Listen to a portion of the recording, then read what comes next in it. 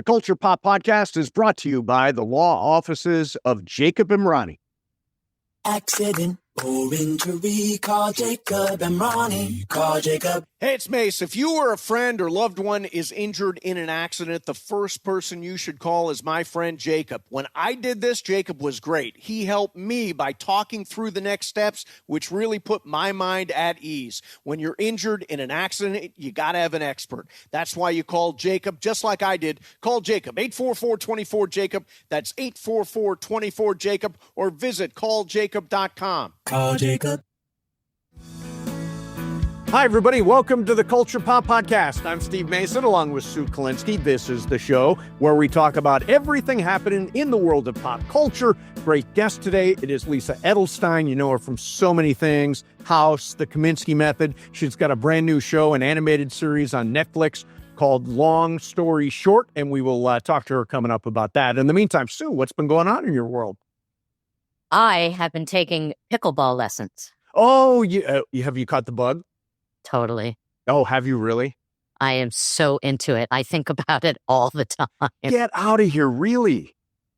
Yeah, so I take Pilates class with a woman from my triathlon group. So she told me about this group that meets Tuesday and Thursday mornings. Okay. And I've been going every week for the past 3 weeks. And yeah, and then I practice. I made friends with one of the women in the group. So we went out and went to some court in the neighborhood and actually played a game with these two people. One of the women was like, she was salivating because she couldn't wait to beat us because she was such a seasoned player. Yeah. But you know, they beat us like 11-5 because her partner wasn't that great. But I'm getting good. It's fun. So my brother Brian is a huge pickleball player. He gives lessons, and he runs a place called Toledo Pickle in downtown Toledo. It is this super cool, they've got 12 courts, and then they've got a restaurant and a bar and like a social scene. They have live music and pickleball going on. It's supposed to be really, really cool. My brother's running that place. Pickleball is it's everywhere. Now, I never got the bug. I did play some, never got the bug. Part of it is, does Tom play? No. Okay. Part of it is Juan doesn't play. And I would do it if Juan played, but because he doesn't, I don't as much. You know, Tom and I, this is what we do. We go out and we buy stuff and then we use it for a little while. Like we both bought ukuleles. I actually practice a lot more. He doesn't, it's just hanging on his wall. He's done with the uke. He's done with the uke. Pickleball, we were playing pickleball, not really playing, but we were just hitting the ball back and forth. Yeah. Probably like 5 or 6 years ago before the craze really hit. Just in front of the house, just hitting the ball back and forth. And then we got really good rackets and we started to play a little bit. We maybe played like 3 times. Right. Didn't know all the rules. That's it. Just hitting the ball back and forth. You can't really play singles because you run around too much. Singles the court is so big. I've tried playing singles. It's really hard. You can't. So, yeah, I mean, I just want to play all the time. And, you know, it's getting into my golfing a little bit, but I don't care. So I want to play a game. I took my mom and not stepdad Leo to San Francisco. It was my mom's birthday trip. I was there this weekend. And she went on the cable car. And that was like one of the highlights of the trip was going on the cable car. And afterwards she said, "It's so barbaric." I was like, no, it's not barbaric. But what word is she trying to say? Cable car is not barbaric. It is, we thought antique. We thought old-fashioned. We thought primitive. Dated. Dated.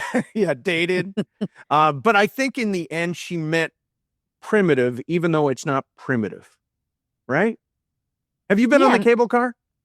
Yeah, long time ago. Yeah, I'll tell you, I like San Francisco. Ireland is always saying, San Francisco, it's a mess, it's all homeless, and it's all... I got to tell you, San Francisco Union Square was absolutely spotless. I took my mom shopping at Macy's, took her to Cartier, took her to Neiman Marcus, all that stuff. And Union Square was spotless. So whatever is going on up there it's under control. it really depends on where you go. Like, have you gone to the ferry building? Yes, on the water? Went to the ferry building.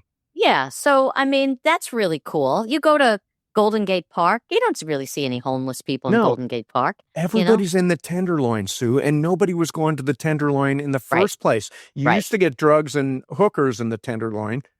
Not that I did, but that's what the Tenderloin was for. And now you knew where to get it. You I just didn't know indulge. where. I knew it was trouble. I knew the Tenderloin was trouble, and it's still trouble. I have a feeling. I'm told that that's where a lot of the homeless have migrated to, but they're not in Union Square, which is beautiful. I ride the Muni a lot, so the convention center is the stop that I take to switch trains to get to where my niece lives. That's the Moscone Center. Oh, yeah. So I guess around 4 years ago, maybe, you couldn't be in that stop without like seeing dirty needles and junkies like all over the station. Yeah.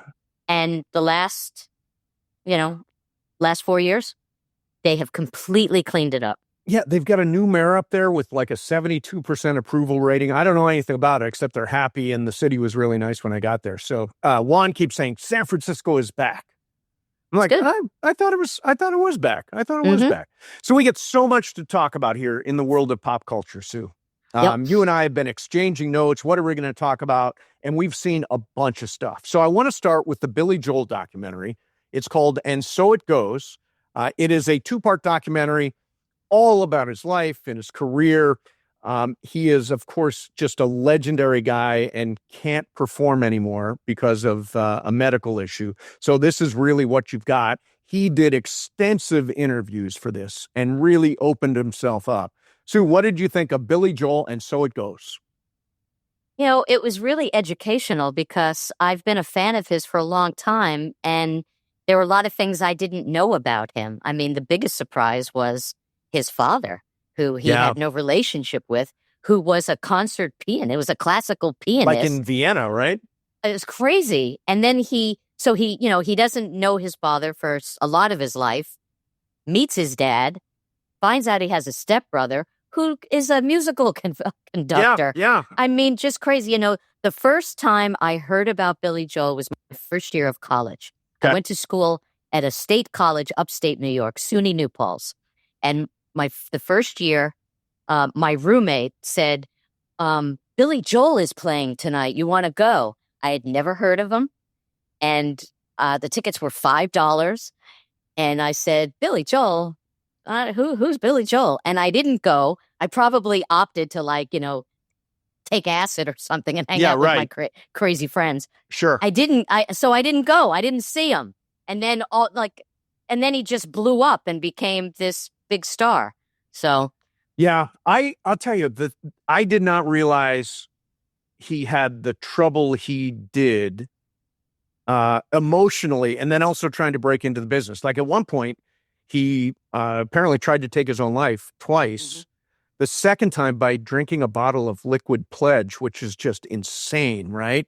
But he was having all kinds of trouble and managed to pull out of it. I don't know if there's a guy. Can you think of a guy who's been relevant for longer than Billy Joel?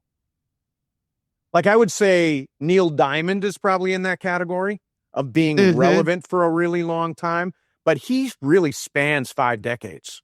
Well, Springsteen was around. Sure. They came up at about the same time. Yeah. Around the same time. Yeah. I thought it was, first of all, to have 5 hours about your life and have it be interesting is amazing. You've led an interesting life.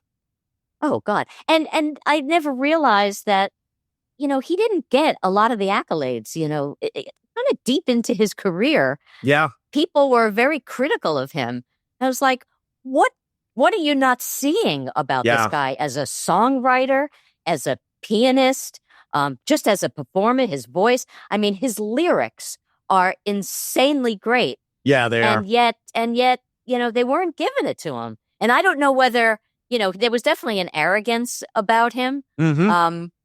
But I mean, talent-wise, I don't know who else really holds a candle to his writing. The one unsung hero in this is his ex-wife and manager, Elizabeth Weber, who he credits with helping him get to where he is. And she was a huge advocate for the song Just the Way You Are, which became one of his biggest hits. And apparently the record label was like, yeah, we're not going to release that. And Elizabeth was like, no, we're going to release that. And it became, a gigantic song. But I like that she got credit for her role in his fame and stardom. Yeah, and I love that a lot of people agreed to be interviewed. I mean, she agreed to be interviewed. People. Yeah. He had some nasty breakups, and yes, everybody came on board to talk about him. So, best Billy Joel song, like one song. And I'm going to go with the obvious one. Piano Man? Piano Man. It's hard. He wrote that so early in his career, too, which I was surprised at. Before he had really broken out big, he did Piano Man. Yeah, I mean, the lyric of, son, can you play me a memory? I'm not really sure how it goes. It's sad, it's sweet, and I knew it complete when I wore a younger man's clothes. Come on. Oh, my God. I get a chill. I just got a chill, too. It must be the way you read it. I got a chill also. Amazing career. I strongly recommend it. I broke it up into little pieces, by the way. Like at one point I said, I'm in part 3 of the first episode of Billy Joel and So It Goes, because I was watching in little bite-sized pieces. But it is terrific. It is streaming on HBO? HBO. No. HBO. Mm-hmm. Okay, there you go. So that's a good one. Sunday Best. This is a documentary about Ed Sullivan, who hosted the Ed Sullivan Show, the iconic Ed Sullivan Show, and his role in breaking many Black artists into the public consciousness at a time when racism was so prevalent. He stood up for some artists and got them national attention, and I think contributed to breaking down a lot of barriers that Black artists had. And I started watching the show when I was in elementary school. I mean, that was Sunday night. Yep. You watched Wonderful World of Disney. You watched the Ed Sullivan Show. Yeah. Every Sunday with my entire family. And as a kid, he was such what I learned in the documentary about how cool he was such a cool guy. I mean, I never knew that he was a journalist. I never knew that he was a sports writer. Yeah, I didn't. He played baseball. I mean, I knew nothing about it. He was just this like old, kind of odd-looking guy who hosted the only variety show that was around. And I had no awareness until this documentary, his place with Black artists. No, I had no idea. I mean, I remember seeing the Jackson 5 the first time on the show. Do you I remember, really? Absolutely. And I remember the Supremes the first time. But I had no idea the tentacles of all these Black artists that he brought to the forefront. And what was really cool about him, I remember there's that story about Harry Belafonte. Yep. He had a lot of liberal views. And they didn't want him on a show for his first performance. The network didn't want him on the show, and he talked them out of it. And they actually said to him, "Don't shake his hand." They didn't want him to shake his hand. Wow, because he was Black, because he was liberal. I mean, it's crazy. And he did. He shook his hand. Yeah. By the way, one of the things I love about the show is he was a very odd host. If you think about it, he was. It was odd, and I go back and look at clips now and saw clips.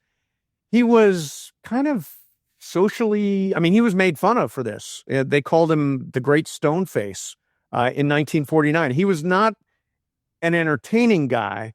He was just he was a great presenter in the classic sense of the word, and he let the stars shine. You know when this documentary got me and really, I was going to watch it all the way? When Jackie Wilson performed. At the very beginning, there's a Jackie Wilson performance. I'm like, oh my God, Jackie Wilson. That was incredible. And some of the artists you get to see, Nina Simone, Oprah Winfrey speaks on the documentary. He presented people like you mentioned, Jackson 5, Stevie Wonder, James Brown, the Supremes.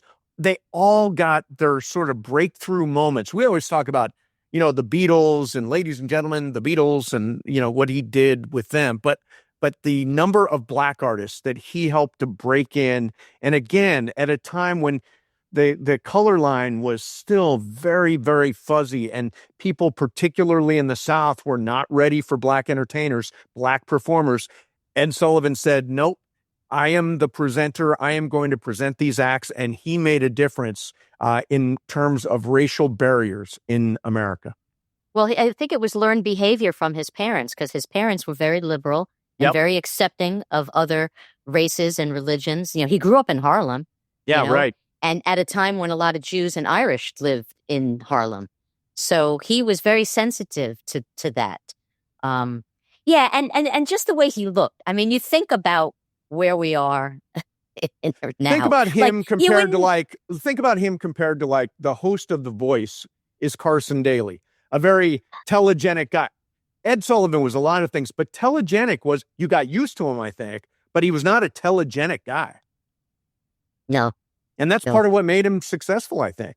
Mm-hmm. Mm-hmm. I was never around for it. I would have been watching it every Sunday night. As a little kid, I can remember very, very clearly being at home on a Sunday night. It was in Cleveland. It was on Cranford Avenue in Cleveland, Ohio. Lakewood was the neighborhood. And I can remember hearing Ed Sullivan being introduced. Ladies and gentlemen, Ed Sullivan. And I can remember it going on in the background. Never saw it. I was too young. I was put to bed. But I do remember it coming on. How many years of Ed Sullivan do you remember? Because he was on, in the 40s he was on. 48 to 71. So I was born in 57. So early, probably mid 60s. Yeah. Till the end. But that was one of my impressions. I did Ed Sullivan. It was, it was always like right here, right now, right here. That was like his thing. Say Topo Gigio. Topo Gigio. And the spinning plates. I mean, it was just crazy. The documentary is called Sunday Best. That one is streaming on Netflix. All right. So I implored you, Sue, to go see The Naked Gun. All right, the Naked Gun, starring now Liam Neeson and Pamela Anderson. Liam Neeson plays Frank Drebin's kid, and Pamela Anderson plays Beth Davenport, and she's sort of in the Priscilla Presley role. Did you find Naked Gun, the reboot, to be funny? I definitely chuckled a bit. Yes. It wasn't as funny as the original. I didn't think. Interesting. Okay. I wasn't crazy about the story so much, which I wasn't going for it for that. Yeah, it's not a dense narrative. No. But what I wanted to see was the chemistry between Liam Neeson and Pamela Anderson, because they're dating. And it's very, very interesting.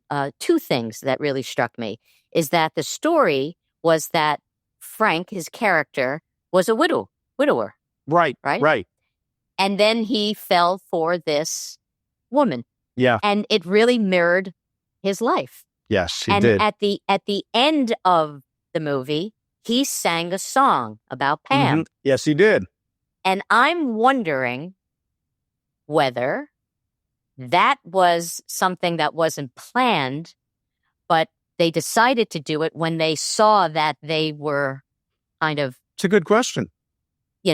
Kind of keen on one another. Correct. Now they're together now. They are. And I watched on, because Juan watches Watch What Happens Live. And I like to watch when they have the celebrities. I don't care about the housewives and all that. But they had Pamela Anderson and Liam Neeson on, and they asked him, how many times have you been in love? And he said 2. I knew that. It's taken him a long time to be in a relationship. Like, I don't really follow his love life, but you've never heard of him with anybody else. Right. Correct. So to me, that kind of warmed my heart. That's like, he found love and she found him. Here's the thing about the movie that I don't think anybody's talking about. It has been a long time, Sue, since I've gone to a movie theater to see just a plain old comedy. Just a comedy. Like, when was the last time there was a comedy in movie theaters? It's like, for whatever reason, the studios have decided comedy's too tough. It is too hit and miss. And so we don't want to risk things on a comedy. You know, there's something about being in a theater. Now, the theater I was in when I saw it, people were laughing. There's something about being in a theater where people are laughing and you're sharing this very funny experience. So I think this is going to spawn, it's going to spawn all kinds of comedies from studios. I think every studio is going to come up with a comedy now because of the success of Naked Gun, which is done really, really well. And Liam Neeson was born to play this role. He really was. He was so damn funny. There are some the one we always say around here when things aren't going well, we always say, you can't fight City Hall. I love in the movie, they say, you can't fight City Hall. It's a building, which I think is just so damn funny, which we are going to use nonstop.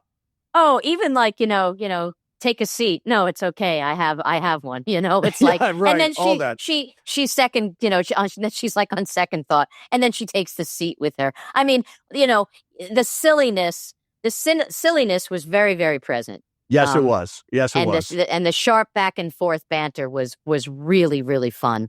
Yeah, and I think she was born to play this role too. I do too. I love her. I root for her for some reason.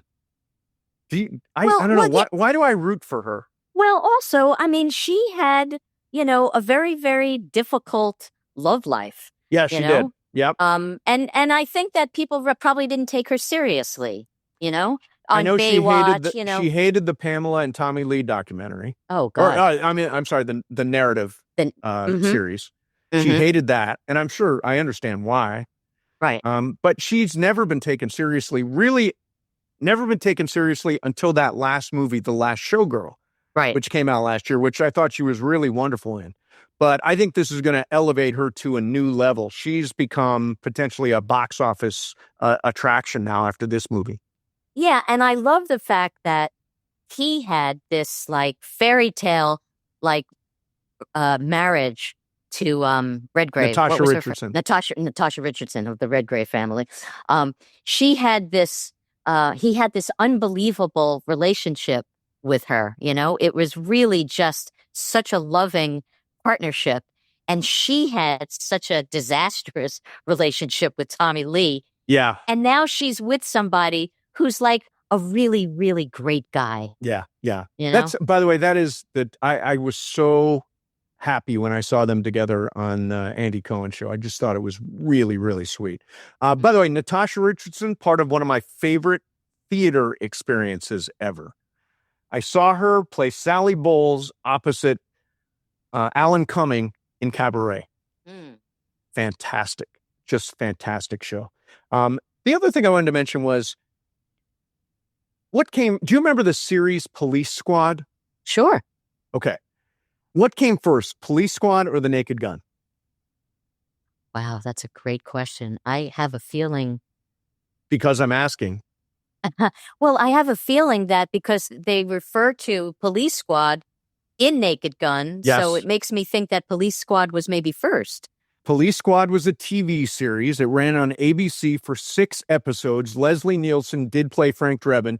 It was from David Zucker, Jim Abrams, and Jerry Zucker. And after it failed, the studios decided, Paramount in particular, decided to greenlight a movie version of it. And that's how we got The Naked Gun. And I am a fan. I hope they make another one and another one after that. I'm all in for silly. Like, when's the last silly movie you saw? Silly. I don't know. Movie, I don't know. But the last silly show that I saw was The Righteous Gemstones. And actually, Happy Gilmore, too. That Happy Gilmore, too. Very silly. Very silly. I had a lot of fun with Happy Gilmore, too. Yeah. All right, last one I want to talk about is The Hunting Wives. I was surprised that you were watching this. I thought I was the only one. It's a really campy, by the way, silly. Silly's probably appropriate here. It's set in Maplebrook, Texas, where Sophie O'Neill, played by Brittany Snow, relocates with her family, and she meets a group of women called the Hunting Wives, led by Margot Banks, played by Malin Ackerman. I found this series to be just a hoot. I loved it, and I didn't know about it. You told me about it. Oh, is that where you found out? Yeah, it's so much fun. I had no idea. Yeah. Great chick sex on it. Oh, there is a lot. I was like surprised that they had as much girl on girl as they did. Yeah. And Malin Ackerman they're both beautiful. Oh, totally. Yeah, and I mean there are. I'm afraid to be in a room with Ackerman. Yeah, well, she clearly, her character Margot will sleep with anybody. Hey, wait a minute. Anybody. I also thought the casting was great. I thought Jamie Ray Newman as Callie, and Katie Lowe plays Jill. She's always good. Really good cast. By the way, I thought the Chrissy Metz storyline, it's necessary, but they don't give her any lines. She gets about 20 lines, then gets shot. Yeah. Spoiler alert. She doesn't get much to do in this thing. Juan described this as Lifetime meets Cinemax. That's weird. Lifetime meets Cinemax. Oh, that's funny. Because of Skinemax. We used to watch.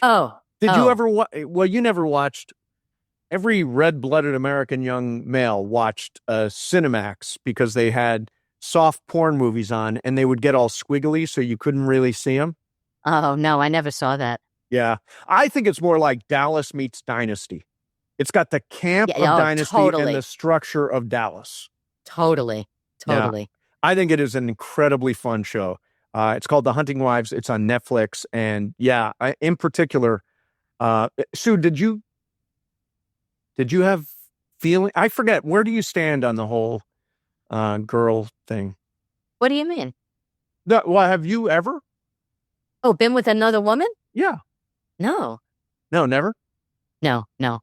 I actually had a great exchange with a friend of mine years ago who said that she would sleep with another woman if it was on an island somewhere and no one knew her. That's Carol very funny. Carol Leifer, when I worked on Ellen. Yeah. Carol, I'm trying to think when Carol came out, because Carol, I mean, she was married to a guy and she always dated guys. And when I got the job on the Ellen show, we went to a bar after the first taping. Mm-hmm. And there was a woman in the bar who they knew, who they were friends with, who was gay, and Carol was trying to get me to like go out with her. And I was like, okay. One problem, I'm not gay. And she said, he's a Met fan. Because we were in the bar and there was a game on and the Mets were playing and we were the only women in the bar watching the game.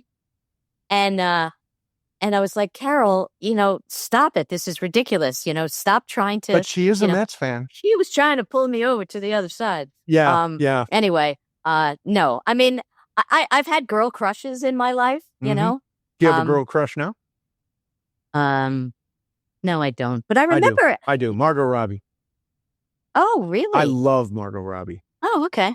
Beautiful, smart, creates her own stuff, super hot. I love Margot Robbie. My girl crushes, I remember as a kid, I had like teachers. Yeah. I had a couple of female teachers that I was totally had a crush on. Yeah. Yeah. Hunting Wives. If you have a crush, if you have a crush on women, this is your show. This is your show. This might take you over the edge. To the other side. Exactly. It may. Exactly. It may. Hunting Wives, by the way, screens on Netflix. Trying to keep all the stories in order here. So Billy Joel So It Goes is on HBO Max. Sunday Best with Ed Sullivan is on Netflix. The New Naked Gun, you go to a movie theater. And The Hunting Wives is on Netflix. Go to a movie theater? What? Yeah, go to a movie theater. What are you talking about? All right, don't forget, if you're watching on YouTube, smash the like button, subscribe to the channel, leave us a comment or a review or a show idea. If you're listening on Apple or Spotify, subscribe to the show. Big points if you leave us a 5-star rating and a good review. And if you got a friend that would appreciate the Culture Pop Podcast, tell them about it. We're always looking for new listeners. By the way, ran into a guy on the plane to San Francisco. said, I listened to you on the radio. I listened to the Culture Pop podcast. And he said, why are you not doing as many Culture Pop podcasts as you used to? Oh. It's summertime. So the show is a little, Sue's schedule is all over the place. My schedule's all over the place. So we will get back into a groove with the Culture Pop podcast very soon. So make sure you're with us throughout the fall. All right, here we go. As she was getting started, our guest today appeared in films like As Good as It Gets, The Doors, What Women Want, and Daddy Daycare that led to starring roles on television, including memorable episodes of Seinfeld, the long-running medical drama House, and The Kominsky Method. Her new project is the Netflix animated series Long Story Short. Lisa Edelstein joins us. Lisa, thank you so much for doing. I see you surrounded by your artwork there. Thanks for coming on to the show. Thank you for having me. I'm thrilled to be here. So we watched Long Story Short. Nice. And I got to tell you, it is so funny. It makes me laugh a lot. And I have this weird comparison for this show. I think it's a very funny animated version of This Is Us with a Jewish family. I here it is on my notes. Is that right? That's I guess exactly so because, they're jumping in time. Yep.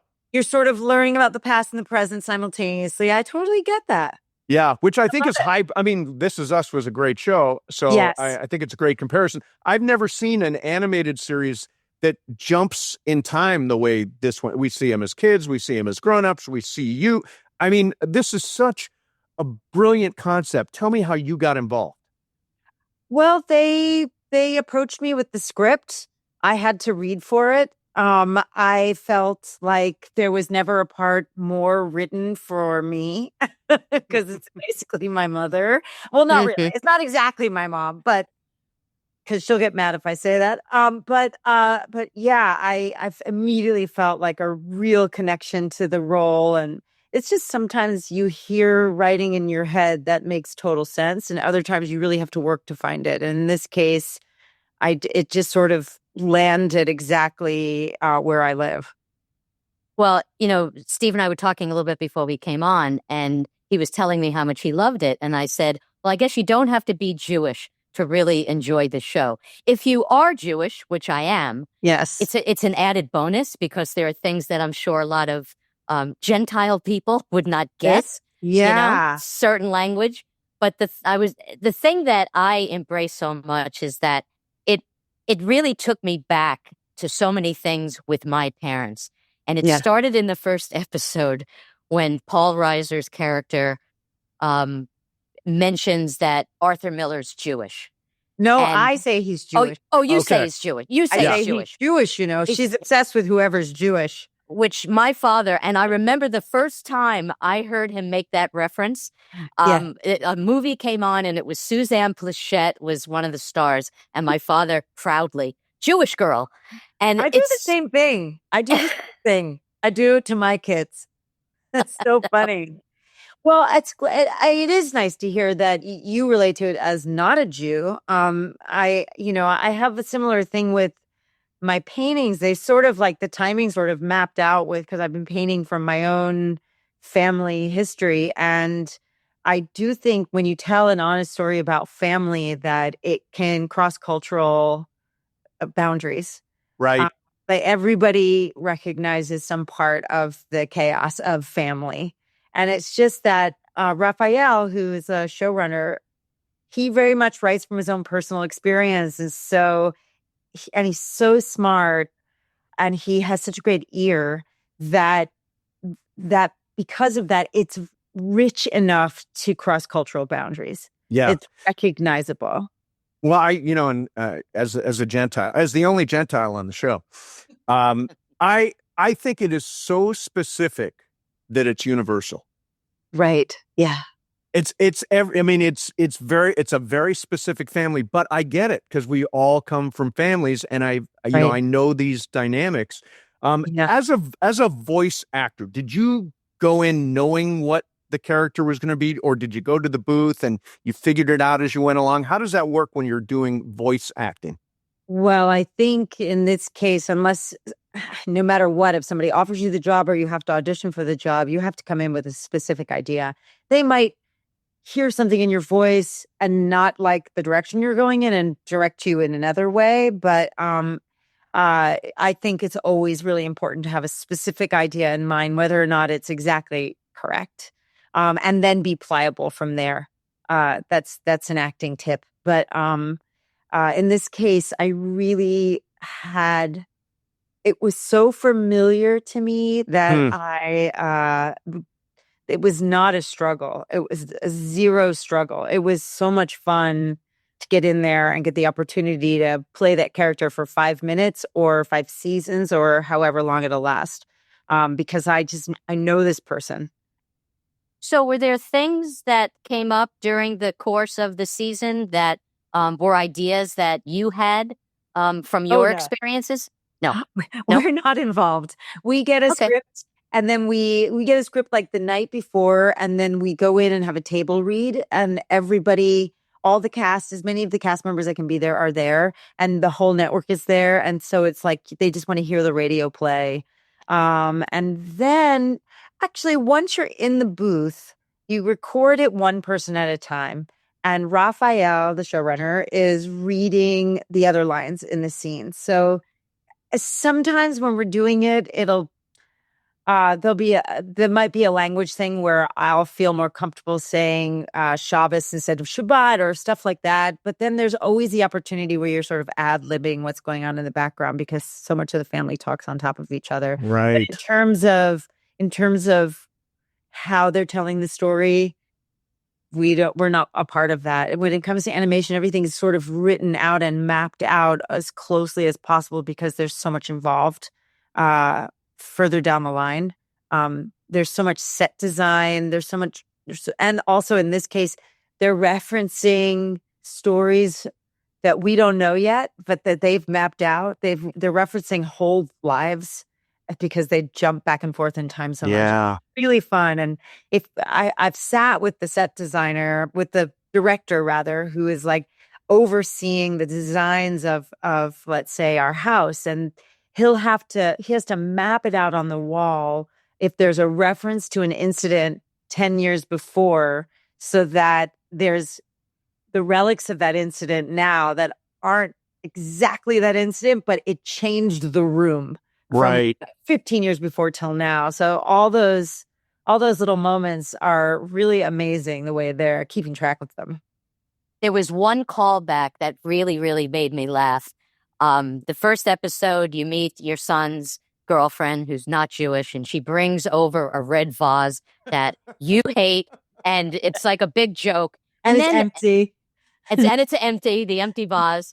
And then episodes later, with the beds that were exploding, and they explode in the house, and then there's a cutaway. Everything is destroyed, and then there's their vase is sitting there. And by the way, I just want to say thank you for saying vase, because everyone says vase, which I say vase as well. I think we're obviously you're classy.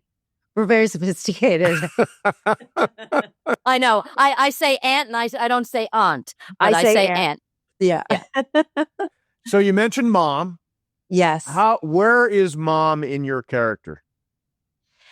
The way she speaks, it's the rhythm of this character and my mother are so similar. It's a combination of my mom and my grandmother. The difference being my mother is raised in Brooklyn. My grandmother is raised in Eastern Europe and then Brooklyn. And I have been in California for a long time. And my character's been in California for a long time. So it is like them, but slightly faded. My character's sisters have much thicker accents. So it's just all the sort of nuances of life. But definitely that rhythm I get it from them. Yeah, what's weird is she's saying really nice things and being critical at the same time. Yeah, I know. It's a double barrel. It's like I'm saying nice things. Jews. Yeah, well, hello. I'm actually not happy with you also. This is why we are how we are. Oh, God, it's hilarious. And there was one other thing that reminded me of something. After the funeral, you were talking about the rabbi at the service, and he wasn't good and, all of that. when my father died, they lived in Florida. We grew up in New York. So they didn't have like their regular rabbi. So all the kids, there's 5 kids, we basically got a rabbi in the yellow pages. We just found a rabbi. He was horrible. And he was looking at his watch. We were joking like he was like a stand-up comic that had another gig. Like he was waiting to do another funeral. He was so bad. So that really, really resonated and really made me laugh. That's so funny. I love it. I love how much you related to it. I'm going to tell the showrunners that you picked up the red vase. The red vase is awesome. Vase. Now I'm saying it. I've always said vase, and now I'm saying vase. I've gotten more classy and more sophisticated. Yeah, if you want to be a class act. So can we talk about some other stuff? Yeah, sure. All right, cool. So I told you in our previous conversation, my radio partner, I work at ESPN, and I've worked with the same guy for 32 years. He worships at the church of Aaron Sorkin. Oh. And you were in the pilot episode of The West Wing, and it is such a memorable role. How often do you hear about that? And what's it like on an Aaron Sorkin set? Well, I actually did Sports Night first. Oh, that's right. Yeah. Had an arc on Sports Night. That's how I met Aaron. And he just immediately decided that I was going to play this part. So that was kind of awesome. I was like, well, don't you want me to be like CJ? So I'm there all the time. Why do I have to be this hooker that has to go away? But I'll be a hooker on an story show. And she was there throughout the whole first season, sort of coming and going. It's so smart. Tommy Shalami directed that episode, the pilot. What's really exciting when you're acting is when you're working with smart people and you have great material, and yet there's still room for your interpretation of what's happening. Like there's trust. And I remember there was a moment with Tommy when he was directing me in the scene where Rob Lowe and I realized, where he leaves the first time and he tells me like when he realizes I'm a prostitute that I could see he's freaking out. He's going to see the president. And the last line for me, I think, was, you don't know me. And I think they originally thought that my character was offended and saying it somehow like, you don't even know me. But my interpretation of it was, I get it. You don't know me. And at first, Tommy wanted me to do it differently. And we had this conversation and it was like an aha moment for him too. And it sort of changed the dynamic and the direction of that whole storyline. And that's a really beautiful thing to experience. Yeah. And I was so excited because like I had a huge crush on Rob when I was a kid. So it was like, I'm in bed with Rob Lowe. Yeah. On an Aaron Sorkin show with Tom. By the way, I also had a crush on Rob Lowe. He's such a good, he still looks, I saw him at a Dodger game not long ago. He looks the same. I know, I worked with him on Lone Star and, it was great. It was a nice reunion. Yeah, he's like Dick Clark, man. He is like Dick Clark, yeah. No, nothing changes. It's unbelievable. So you did a couple of episodes of Seinfeld, memorable episodes, where you played George Costanza's girlfriend, God help you. Yes. What's it like parachuting into a show like that with such an established cast and such a funny group? That was a really scary one because I was also very new in my career. It was when I first came out to Los Angeles. It's a weird business. I came out here. The first series I got was called Circus, and it was about a traveling circus with like a pedophile clown. And I played Wow. with sitcom, and I played a gypsy with my mom, who was only 10 years older than me, played by the late Carol Ann Susie, who was wonderful. And they canceled that show before it aired because the head of the studio, can I curse? Yeah, sure. The head of the studio, or the head of the showrunner, the executive producer called the head of the studio a fucking moron in one of the script readings, and we were just like canceled. So done. the journey of getting your career started So when I did Seinfeld, I had booked a Mad About You's first episode, and where I first worked with Paul Reiser, and then Seinfeld. So it was a really exciting moment. And Seinfeld had just really found its massive legs. I think it was the premiere episode of season 4 or 5, and it took a few years for that show. Yeah, they'd gotten their big raises, their first big raises. So it was a little bit like that was a machine, and I was a guest star, so it was kind of a little lonely, but really fun. I love Jason Alexander. I've seen him frequently since, and he's such a warm, lovely guy. But I think they were a little bit under pressure at that moment in time. You had a very funny laugh, your character. It was just kind of like a bit of a silly laugh when you were out to dinner with the masseuses in the second episode. Yeah, the second episode. Well, now, it was really when you audition, what did you bring that laugh with you? Is that that something was not in the first episode? The first episode, I auditioned with the scene where I say I'm an enigma. The scene at the dinner. So quite the opposite, where she's eating the risotto and he's freaking out because she looks like she's having an orgasm over the risotto. So that was my audition scene. So my partner's an actor, and he's in that world that you were in for a while, where you're auditioning and hoping. He's self-taping, all that stuff. Oh, it's so different now. It's so difficult. What is that? What is that life like? Did you have to do other jobs, all that kind of stuff when you were trying to break in? No, not really. Not once I came to Los Angeles. I mean, I had my career started. I wrote a musical that I did in New York at this amazing theater called La Mama, and then ended up totally broke but happy. And then had a show on MTV, which was what I used to refer to as 3 hours a day, 5 days a week of national humiliation. But it was great. I mean, it was great for me. It was a wonderful experience. So when I came out to Los Angeles, I already had a little bit under my belt, and I had good representation. And I would do little things here and there, like, work the door at a nightclub for cash. But mostly I was able to get by with the occasional guest starring spot and just sort of work my way up. But it's very difficult. And nowadays, it's a completely different animal. It's really depressing. Nowadays, you don't meet your casting director. Yep. When I started, your first meeting would be with the casting director, with no one else. And if you could perform well in that room, the next meeting was with the producers. And then if you perform well in that room, the next meeting was with the network. I mean, it was a big process. But in that process, even if you failed to get the job, you succeeded in impressing people with your work and developing relationships. Even if the only person you saw was the casting director, if you did a good job and represented how you work, that was a step forward in your business.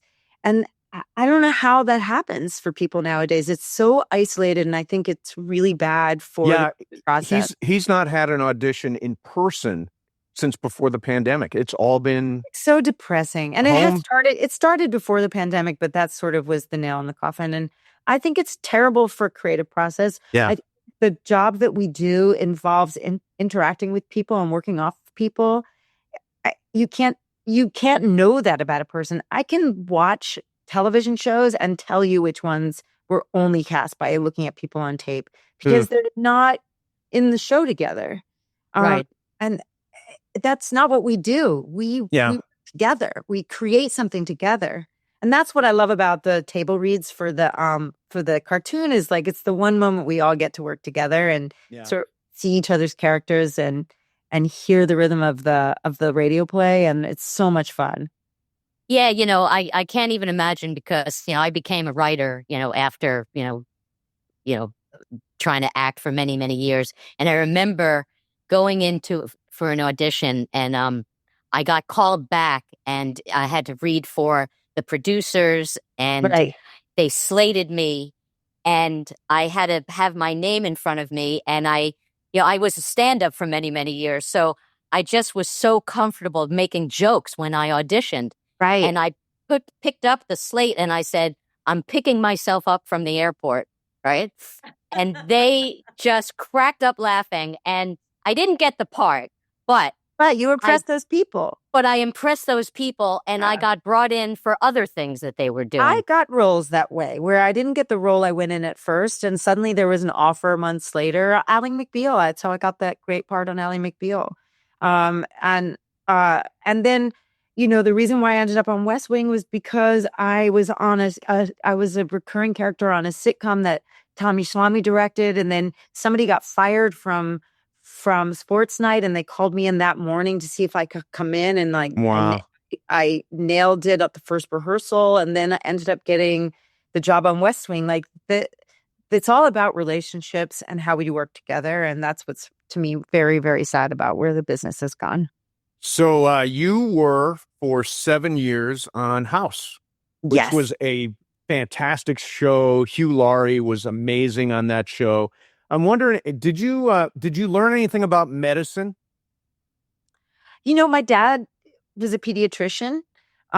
He's retired now. And I sort of grew up like really enjoying going to assist him at the hospital and hang out in the emergency room. And I've always loved learning about biology and medicine. It's something that I really enjoy. So did I learn something? I'm a really good advocate if you get sick, partly because everybody who went to medical school watches House. So I have standing at the hospital, but also because I'm not afraid of medicine and medical jargon and hospital rooms and emergency rooms. But I can't say that's necessarily from television. It might actually be from my dad. You've had such an amazing career. Thank you. And in just reading about you, I was thinking, I wanted to ask you, was there any role that you were up for that you didn't get? And then I read that there was a role that you didn't get. And I actually was a writer on that show the first season. Oh, really? Yes. So I don't know, Steve, if you knew this, that this could have been Carrie Bradshaw. Really? Wow. Yeah. How close did you get? Oh, I had a contract. Wow. But then Sarah Jessica decided she wanted to try television. So, look, Sarah Jessica has been working since she was 8 years old. Yes. She was Annie, right? She was Annie on Broadway at one point. Yeah, she has put in her time. And it would have been an incredible part for me. I couldn't watch the show. They actually offered me the role of, I want to say Samantha, the sex. The sex. Yeah. The sex part. When they gave it to Sarah Jessica, Darren Star called me and offered me that role. But I honestly, my grandmothers were still alive, and I wasn't in the place where I felt comfortable, having a conversation while I'm having anal sex. Really? What? Really? I couldn't do it. I couldn't say yes. Because the Carrie role was not as dirty as that role. Yes. It didn't require the same stuff. And I did find that I had a limitation in that regard. One of my grandparents to be able to watch what I was doing. Right. Grandmother was convinced she could help my career if I would just go on Wheel of Fortune. God. Go on Wheel of Fortune. Producer sees you on TV. Yeah. It's so interesting you say that because my ESPN show is on YouTube. So my mom watches every day, and it adds a layer of pressure to it. My mom is watching. I've got to be careful about what I say. So the way your parents react to your work, I'm sure, is incredibly important. I mean, look, for some people, it is less important. I really think it depends on the kind of family you come from. It's very personal. Some people are much more easy about that. It was not something I expected to feel. It was something that I realized I felt in the moment. And I was also, it was a long time ago. I was much younger. the times were very different. Being a woman in this town in the 90s, like, it's hilarious to me what people complain about in terms of behavior when, like, what we tolerated and accepted as normal was so outrageous. And I really had a thing about not being viewed as a prostitute, not except for like roles that I was playing, like obviously on West Wing, but like the way actresses were treated was not much higher than that. And I was very, very protective of myself. So yeah, if you think about it, like, there are many very successful when they were young actresses that took their tops off. And I just couldn't do it. I was not comfortable. But I think it helped their careers. Sure. Yeah. So a lot more roles available, maybe. Suddenly. So I'm looking at all your artwork. What is your medium? Watercolor. Yeah, mainly. Is everything behind you watercolor? Yeah, that's all watercolor. Sorry, Why watercolor? Like, no angle in my studio that isn't like look like I'm doing a commercial for myself. So this was when I could get the best lighting. Yeah. So why watercolor? Why is that your medium? Well, I started painting during COVID lockdown, and I really what I started doing was, because there was nothing to do, I decided to make myself a coloring book, and I love these magic markers that I used to use that you could blend a little bit with. And so I started with making myself something to color. I would do the drawing and then color it in. And they got really, really ornate and really large. And I kept running out of ink. And then I started pouring the ink out of them and just painting with the ink. And then finally, a friend of ours who's this incredible artist, she was like, "What are you doing? Why aren't you just using paint?" So watercolor was actually the closest to what I had been doing in terms of how it moves across the paper. And it's sort of the opposite of the way you use oil paint. So I love oil paint's great too. There's two problems. One is that oil paint has a lot of toxic chemicals involved, whereas watercolor doesn't. And oil paint, you are building to your lights. In other words, you add the lighter colors as you go, whereas watercolor, you are leaving space for the light as you are not adding color to those spaces. So it's sort of an inverse of the process. And I'm really used to doing the inverse of the process, having started the way I started. Were you an art student, or this is something that you just discovered during the pandemic?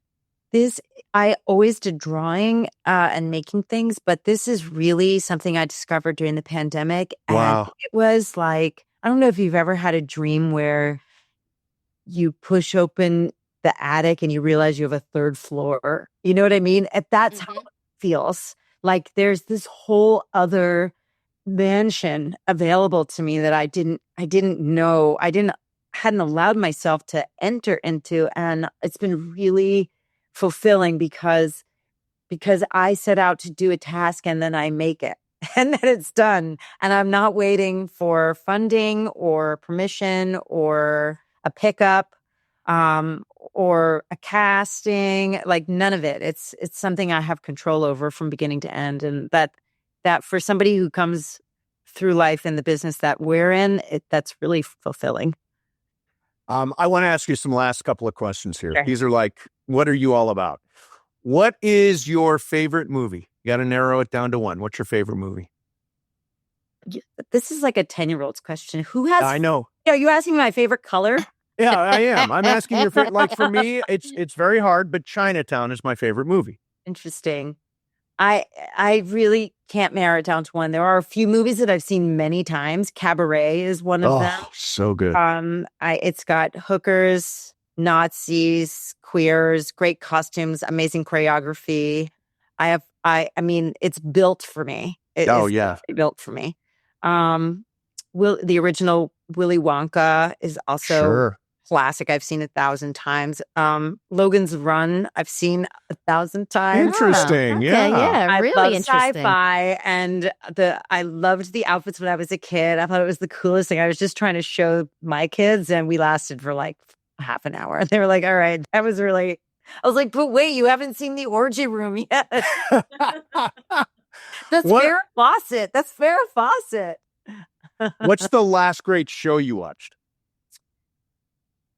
There's so much good stuff on. I know. What am I watching right now? I can't even think. If you have to tell me these things in advance so that I don't. I will email you in advance for the next time. I just flood otherwise. God, what am I watching right now that I loved? I have to think about it. It'll come back to me. I'm watching a lot of stuff, but I can't remember. Yeah, I mean, I'm in the middle of like 4 series right now. What are you watching? I just finished Hunting Wives, which is very entertaining on Netflix. You like reality? No, that's it's scripted. Oh, that's scripted. Okay, scripted show. Yeah, oh, interesting. Tremendous. Is there a lot of Malin animal Ackerman's in it. killing? No, actually not. Okay, it's not what like, it's not what you think it is. It's sort of like Dallas meets Dynasty. It's super campy and really funny. Oh, interesting. Okay. Yeah. Smoke, which is got Taron Egerton in it. It's on Apple Plus, and he plays an investigator who's actually also the arsonist, which is cool. I've seen like 2. Oh, thanks for blowing it. Oh, sorry. Oh, did I really? I really did blow it, didn't I? You really did. Totally. I only watched 1 episode. Oh my God! I just blew the entire That is series. really funny. That is funny. Well, don't forget what I said. Last thing, you spent a lot of time in New Jersey. Grew up in New Jersey, right? New Jersey, yeah. What's the most New Jersey thing about you? Running away from New Jersey. It's very funny. Yes. Very funny. Yes. Look, this has been terrific. I want to emphasize, we love this show so much. And that doesn't always happen. Like sometimes we'll get on here and we'll go, but this is really, really good. Great, really funny. You're terrific in it. Cannot recommend it more. It premieres on August the 22nd on Netflix, and everybody should watch this show. It is, it's really, really funny. Thank you so much, you guys. I really appreciate it. Thank you. Thank you so much for coming on, Lisa. We appreciate it. Yeah, I loved it. All right, there you have it, Lisa Edelstein. I don't think she's going to finish the series Smoke, because I literally did give away the entire conceit. Now, you have watched it, right? Up in Smoke, Steve. Up in Smoke. Up in Smoke is right. I only watched 1 episode, and it didn't grab me. And now I don't have to watch it because I know. No, now you don't have to. He is the arsonist. So thank you. Yeah, you're welcome. Now you don't have to watch it. But it's a very middling show, by the way. Not great. It's not terrible. It's okay. It's worth watching. What are you watching right now? You probably got some Australian psychodrama or something? No, we were watching a bunch of like real crime stuff, but I just started watching Bosch Legacy. Oh, which is the sequel to the series, right? Mm-hmm. Did you watch the first one? I didn't watch all of it, but I don't remember where I was. So I was like, you know what? And, sometimes I'll watch stuff and I was like, oh my God, I already saw that already. Bosch like I saw that episode. Bosch Legacy is the one where the lead character dies. He becomes a detective. A detective? No. Yeah. No, he's not. What is he? He starts out as he changes his role. So he changes it. Yeah. Well, he leaves his original role, which I believe was he was a detective, and now he's I don't know. Whatever. He's a guy. He's a guy who just he moved on from what his original role was. You know what we're watching, which is actually pretty good, is 9 Perfect Strangers. Did you watch that? No. Season 1, Nicole Kidman, awesome. We're in the middle of season 2 now. Really, really good. It's about, she plays this sort of spiritual guide / let's see, like psychedelics.